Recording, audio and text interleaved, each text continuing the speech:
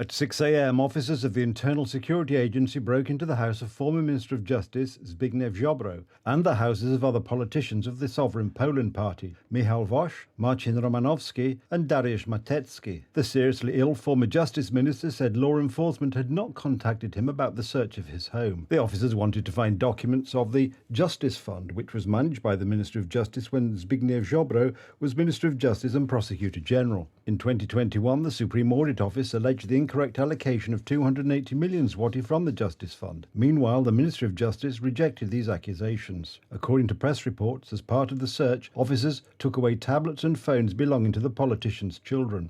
The prosecutor's office emphasised that it had acted in accordance with the regulations. The illegal entry of the ISA into the houses of Sovereign Poland politicians on the orders of the neo-prosecutor's office caused a wave of euphoria among the coalition representatives. Let law mean law and justice mean justice. This is just the beginning. Those are the specifics. For the politicians of the 13th December coalition, Zbigniew Ziobro, alongside Jarosław Kaczyński and Mariusz Kamiński, is the main opponent of Donald Tusk's government. When Ziobro held the office of Prosecutor General, investigators effectively fought crime. The prosecutor's office was also interested in the policies of the Civic Platform Party. A prime example is the former Speaker of the Senate, Tomasz Grodzki, against whom investigators tried to bring corruption charges. They tried because the Senate majority would not allow the waiver of his immunity. When Adam Bodnar's men illegally took over the prosecutor's office, investigators immediately withdrew the request to waive Tomasz Grodzki's immunity.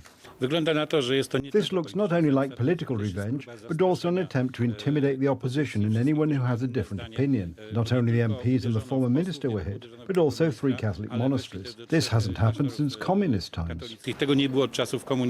Another example is Sławomir Nowak. The Minister of Infrastructure in Donald Tusk's government, one of his closest collaborators, was accused of participating in an organised criminal group and corruption in both Poland and Ukraine. When the politician was in custody, Donald Tusk argued that he was a political prisoner. His trial has just been postponed indefinitely. The only serious element of the ruling coalition's programme is the part about political revenge, and this is where it shows great determination.